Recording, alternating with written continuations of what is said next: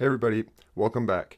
I want to take some time this week and unpack 3 experiments that happened in the early portion of the 20th century, and I want to talk about how media was expanding outward. These 3 events in our culture and in the larger global landscape really helped shape the way that media came to be thought of and that the manipulation ability of media came to be understood. This afternoon, a message from the Japanese government in reply to the message forwarded to that government by the Secretary of State on August 11th.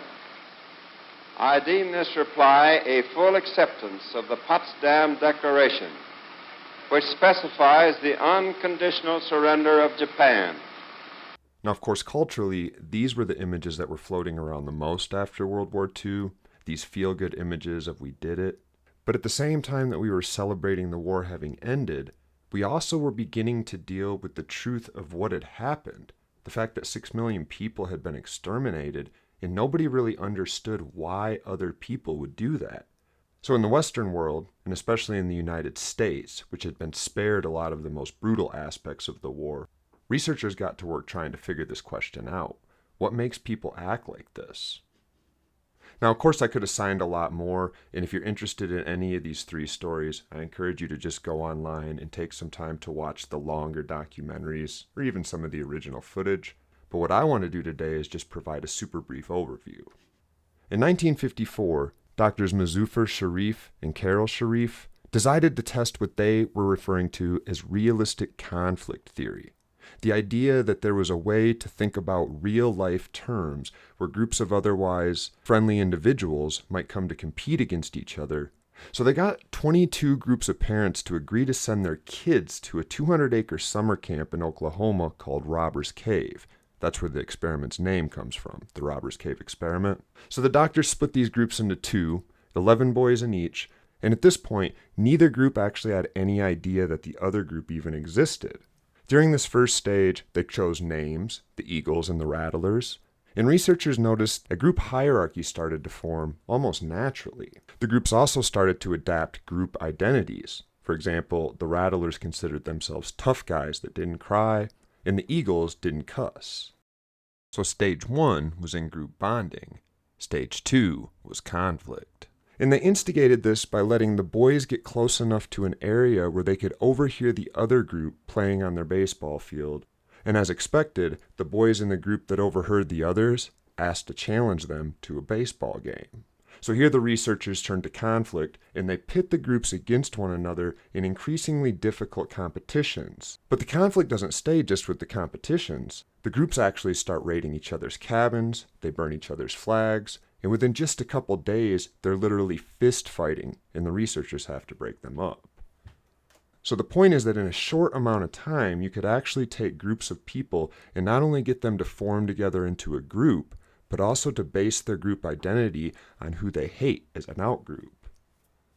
Now, interestingly, stage 3 is reconciliation, and here they bring the groups together and they want to bring them into one cohesive group, even though just days before they were at each other's throats.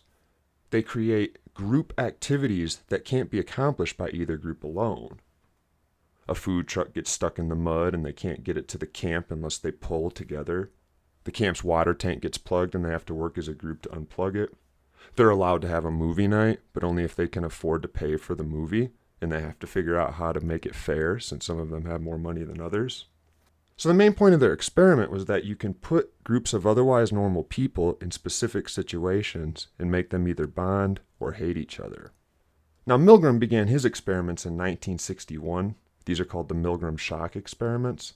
This was, coincidentally, the same month that the trial of Nazi criminal Adolf Eichmann began in Jerusalem. We'll talk about that in just a minute. His experiment worked like this. 2 volunteers show up in a room and start talking to a researcher who's wearing a white coat. And right away he splits them in 2, and he claims to do this anonymously by having both of them take a piece of paper out of his hand, naming one of them the teacher and one of them the experimental subject. And here's where it gets interesting.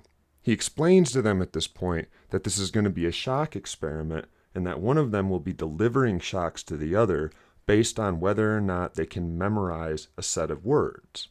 Now, before the person who's going to be administering the shock starts administering it, they're actually hooked up to the shock machine and given a 45-volt shock. As it turns out, the only real shock in the experiment. Rock, house.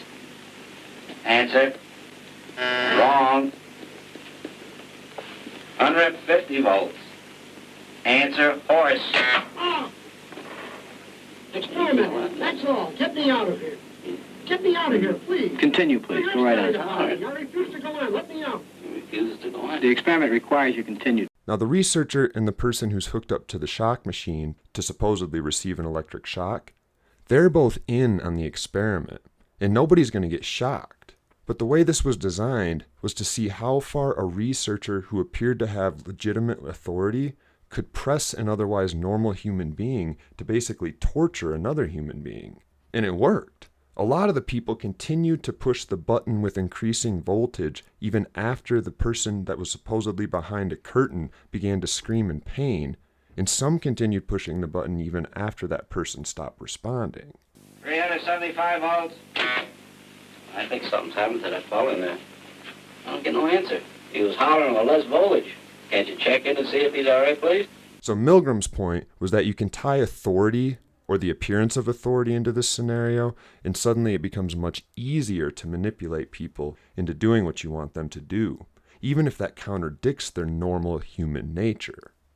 So now let's talk about Eichmann in Jerusalem, the name of a book written by Hannah Arendt about this man, Adolf Eichmann, who was captured in Argentina in May of 1960, decades after World War II had ended.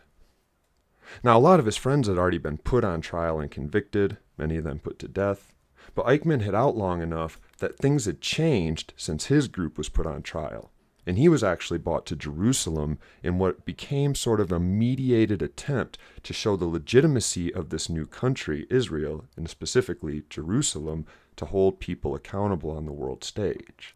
So Hannah Arendt, who's a Jewish author and who was alive during the Holocaust, goes to watch the trial and to try to figure out what would drive somebody to do these atrocious things.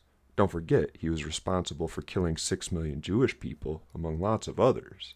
And what she found, given away kind of by the name of her book, The Banality of Evil, was that Eichmann really seemed to believe that this was just the way things were, that he was just following orders, that there's nothing else he could have done, and besides, this was the way the system was built.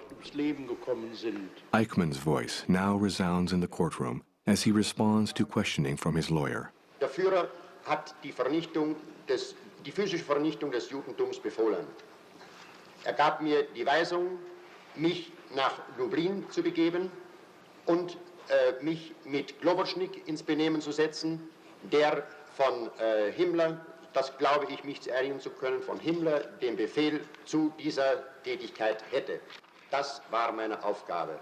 Alles andere ist nicht wahr. Wenn Höst behauptet, dass ich mit ihm eine Gasangelegenheit besprochen oder behandelt hätte, so ist das eine Unwahrheit. Ich habe mich nie darum gekümmert.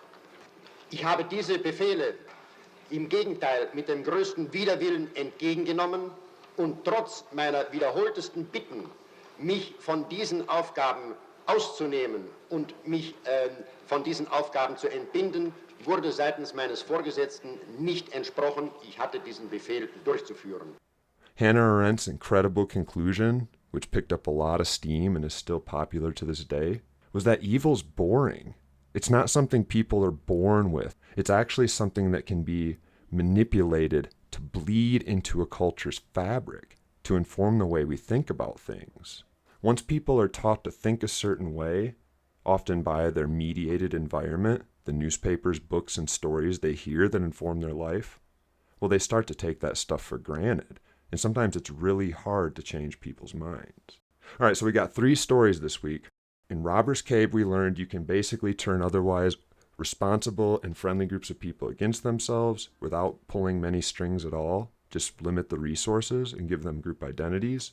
We learned in the Milgram shock experiment that you can get otherwise normal and compassionate people to torture and sometimes even kill strangers if they really think that there's somebody in a position of authority telling them that's what they're supposed to do. And in Eichmann's trial, we actually saw in real time, unlike Milgram's shock experiment, which was fake, the real story of somebody who had participated actively in the Holocaust, and his explanation also was that this was just the way things were. So as we move forward to talk about what became known as the Frankfurt School of Media Studies, I think it's important to remember that this is the sort of research environment it sprung out of.